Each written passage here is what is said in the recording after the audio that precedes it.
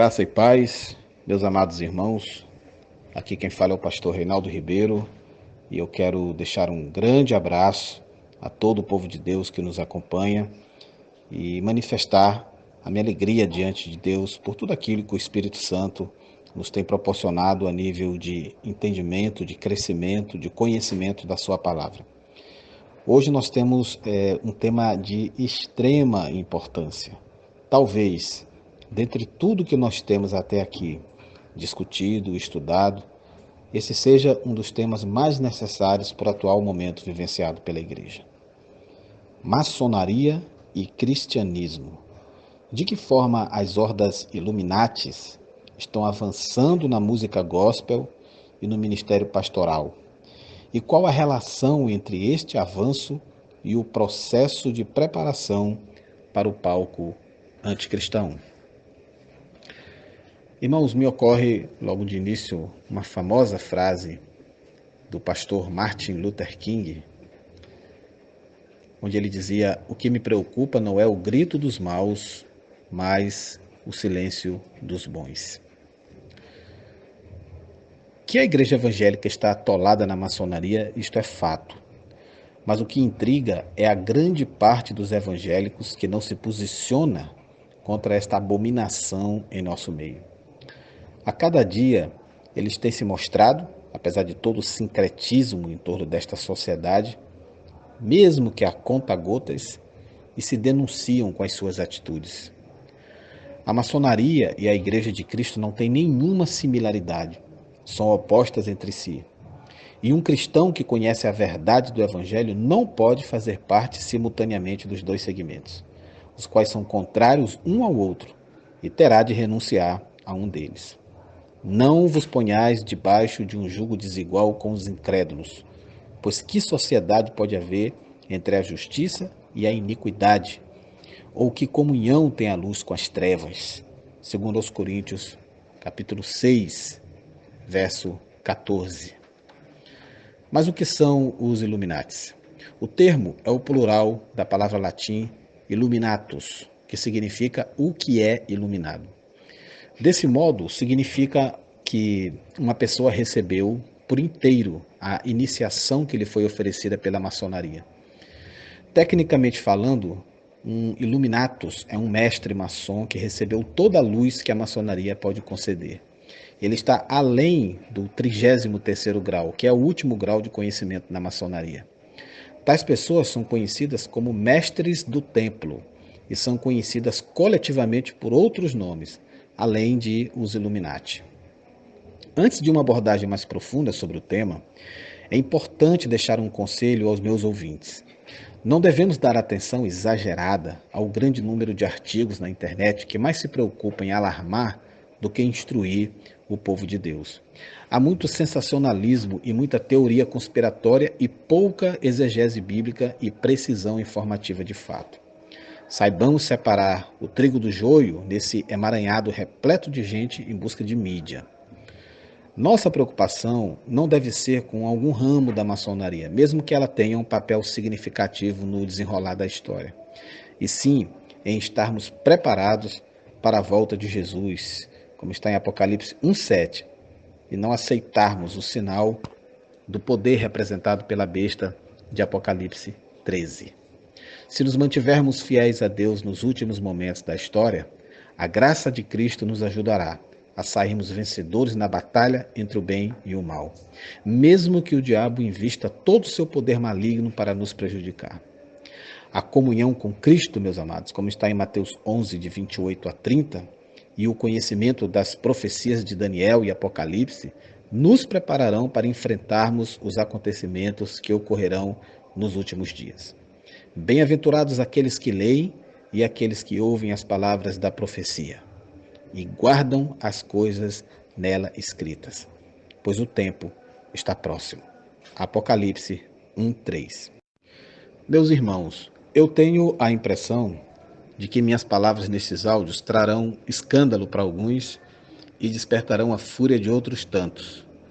Eu digo isso porque eu sei que a igreja evangélica no Brasil está empesteada de maçons. assim como uma fruta no seu estágio derradeiro se vê corroída de bactérias destruidoras. A verdade, porém, nunca foi uma riqueza obtida sem custo. Vivemos num mundo predominantemente governado, sobretudo no Ocidente, pela pior das ditaduras, que é a falsa democracia. Não vemos e nem ouvimos aparentemente, mas a verdade é que todos os sistemas que nos cercam tentam impor o que devemos pensar, crer e falar. O verdadeiro profeta de Deus para estes tempos é aquele que discerne espiritualmente esta realidade e não se intimida com as suas ameaças. Prega a palavra a tempo ou fora de tempo, porque essa é a nossa obrigação. A influência da maçonaria no meio evangélico é forte, pois muitos pastores são maçons. O meio artístico da música gospel é completamente dominado pela maçonaria Illuminati. Sem falar do fato histórico que o próprio James Anderson, pastor da Igreja Presbiteriana da Escócia, foi um grande mestre da loja maçônica escocesa e um grande oficial da loja de Londres, em Westminster, o qual compilou a Constituição da Maçonaria, conhecida como a Constituição de Anderson, que foi também editada e reproduzida por Benjamin Franklin, na Filadélfia, em 1734. A maçonaria moderna foi organizada sob a forte influência evangélica, até pelo fim a qual se destinava, que era de aprimorar o homem na sua essência moral e ética. Devido a isto, a maçonaria se desenvolveu nos países onde a influência evangélica era grande: Inglaterra, Alemanha, América do Norte. Depois se espalhou pelo restante do mundo. Hoje, ela é universal, existindo até mesmo nos países islâmicos. Todos nós estamos alarmados e assustados com o domínio maçom instalado nas lideranças de algumas famosas e poderosas denominações evangélicas de nosso país. Todavia, a maçonaria não aportou agora por aqui. Muito pelo contrário. No Brasil, a primeira igreja batista foi fundada pelo pastor Richard Ratcliffe em 1871, em conjunto com imigrantes dos Estados Unidos, em Santa Bárbara, no interior de São Paulo. Depois da igreja, fundaram em 1874 a loja maçônica George Washington e encontraram cerca de 8 batistas, inclusive o pastor Robert Porter Thomas. O pastor batista brasileiro, pastor Antônio Teixeira de Albuquerque, além de ter sido batizado pelo pastor maçom, o pastor Thomas, que eu citei há pouco, foi consagrado ao ministério da palavra dentro de um salão da loja maçônica. A maçonaria ajudou os batistas na construção do primeiro templo batista em Campos e da denominada Igreja de Cristo, chamada Batista em São Fidélis, ambas no estado do Rio de Janeiro.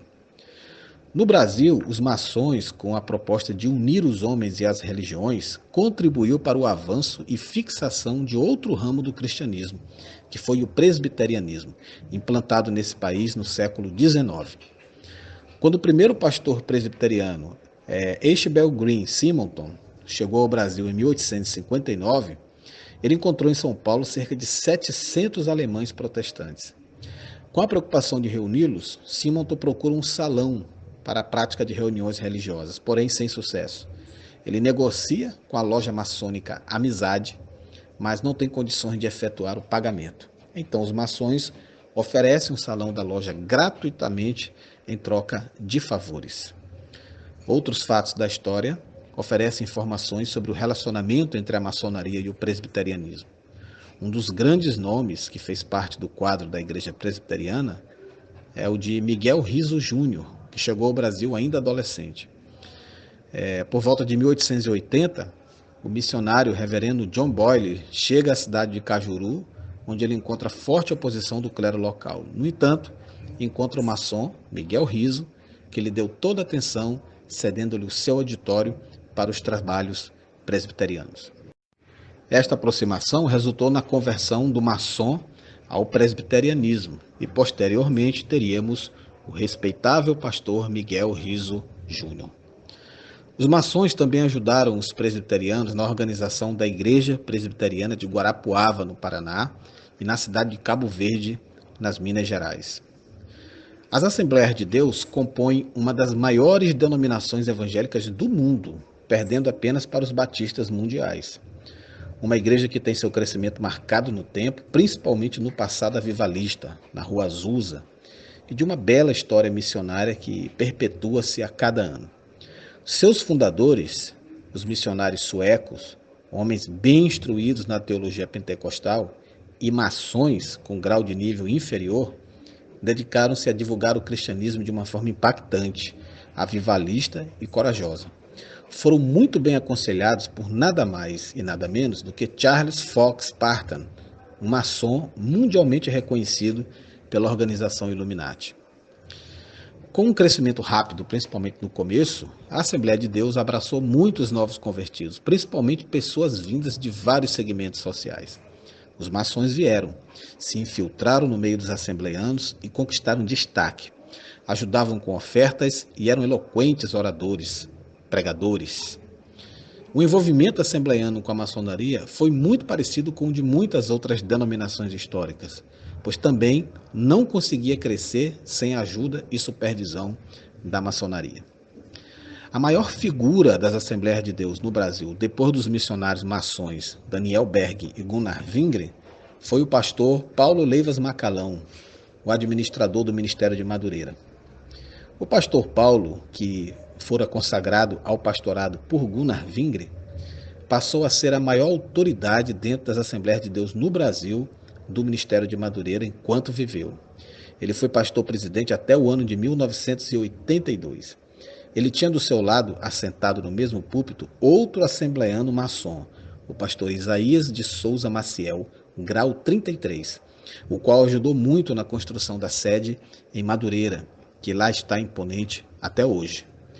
Todos sabem que até dias atuais a maçonaria impera na liderança deste ministério assembleiano. Várias outras denominações de menor expressão seguiram os mesmos passos, escrevendo um capítulo triste na história da igreja, que foi a união com o ocultismo Illuminati maçônico rosacruciano. O mundo satânico da maçonaria Illuminati Rosa Cruz influencia o mundo evangélico, fazendo uso do seu poder econômico e usando habilidosamente a Bíblia para divulgar a palavra de Gadu, de Bafomé, que são o próprio Lúcifer. Porque os maçons fazem o que os evangélicos menosprezam. Eles estudam a palavra de Deus, razão pela qual acham meios de distorcê-la. Muitos dos jargões e manias usados hoje no meio pentecostal e neopentecostal se devem à influência maçônica. E o que entendemos de usos, costumes e tradição dogmática foram ao longo dos anos sendo formulados e formatados por eles. Embora, irmãos, eu tenha a preocupação de ser absolutamente verdadeiro no que digo aqui, eu espero não estar ferindo os sentimentos de meus irmãos pentecostais, mas essa é a verdade. O neopentecostalismo, que é filho do movimento pentecostal, e hoje pouco se consegue diferenciar a ambos, é um produto da maçonaria e recebe total controle desta perigosa religião ocultista. A nódoa da cristandade, a maçonaria Illuminati evangélica rosacruciana, é um vírus mortal que entrou no âmago da teologia e da liturgia cristã, deixando o crente enfermo espiritualmente.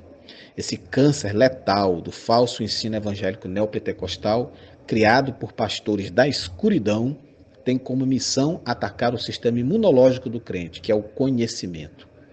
Sem uma base bíblica sólida, o Espírito Santo fica inativo na vida do crente, deixando-o viciado nas drogas do mortal e enganoso uso e costume pós-moderno, repletos de heresias e mercantilizadores da fé, não se esquecendo da fatal e voraz tradição religiosa, que injetada na artéria do fiel seguidor, esse cancro incurável, pútrido, faz o povo prisioneiro de crenças cada vez mais distanciadas das Sagradas Escrituras. Mas eles patrocinam tudo, eles garantem o luxo e as regalias. Eles investem naquilo que o homem tem de pior, a ganância. Por isso crescem e ninguém ousa lhes afrontar. Esse tumor incurável de religiosidade neopentecostal evoluiu para uma metástase perigosa e os seus ilustres embaixadores e líderes evangélicos lucram com a patologia espiritual do povo. Eu não tenho dúvida de que se trata do braço evangélico a serviço do espírito anticristão nesta última hora profética que estamos vivendo. Mas eu entendo, irmãos, que os erros do passado não justificam a demolição da institucionalização cristã. O sistema religioso nos dias de Cristo era doentio, e por isso ele instituiu sua igreja como cura. Assim também ocorreu na Reforma, um movimento purificador e não demolidor. Portanto, eu defendo a manutenção das igrejas históricas, sérias e ainda comandadas por homens decentes e comprometidos com o Evangelho. Tenho dito aqui e repito que Jesus, os apóstolos e toda a Bíblia não dão aval para o discurso cheio de ódio de alguns desigrejados frustrados por suas experiências negativas do passado. Tirar proveito do avanço maçônico nas igrejas para reivindicar o fim das igrejas é um oportunismo desonesto e não deve ser uma linha de pensamento sequer respeitada por aqueles que analisam a questão de modo sério e bíblico. Todavia, isso não nos cega para o outro lado, a banda podre dessa realidade. Temos que ser maduros e reconhecer que esse sistema religioso evangélico pós-moderno não é de Deus. Fácil é falar que a religião católica é falsa, e isso é verdade, e falar que a religião espírita é do diabo, e é outro fato verdadeiro, ou outra qualquer forma de religiosidade. Mas admitir que o sistema evangélico neopentecostal é do diabo, aí já não pode, e muitos acovardados se calam. A história está manchada pela presença dominante da maçonaria no meio evangélico. Os nomes são muitos, e dentre eles figuras de grande expressão. Pastores e pregadores profissionais, cantores gospel pervertidos, sexualmente desenfreados e obesos pela fome e sede interminável por dinheiro, estão desfilando livremente por igrejas evangélicas de todo o país. Não se iluda, a maçonaria Illuminati está por trás de tudo isso. É a sua ideologia que comanda a derrocada da ética, da moral e da teologia genuinamente cristãs. E você, pastor, que me ouve, quando contrata algum desses maçons para os seus eventos, está também se tornando cúmplice dessa estrutura diabólica Illuminati. Importante também considerar que o apoio maçônico na origem de algumas denominações não implica na condenação destas denominações. Deus usou reis perversos e idólatras, como Ciro, como Nabucodonosor, no passado, para beneficiar seu povo, ajudando-o de forma financeira, principalmente. Nem por isso a fé judaica foi invalidada ou comprometida. Da mesma forma que ninguém acuse o movimento protestante brasileiro por essas relações no passado, nas quais nós não estávamos presentes, para assegurar as intenções de cada coração. O oportunismo maçônico foi óbvio, mas a sinceridade de nossos pioneiros é campo que somente Deus conhece. Por isso, mesmo denunciando aqui, a título de conhecimento histórico, o papel da maçonaria na origem das principais denominações evangélicas brasileiras, eu não estou invalidando essas denominações, nas quais há muitos homens e mulheres sinceros de Deus. O problema não está lá no passado. O grave problema está aqui, hoje, onde não há apenas um apoio logístico, como se deu, mas uma clara interferência teológica, ética e moral, que está desfigurando a igreja em sua essência. O que temos hoje é a preparação do palco para o anticristo através da presença Illuminati de cantores e pastores que estão a serviço de Gadu e Bafomé em plena igreja cristã. Não percamos o foco nisso.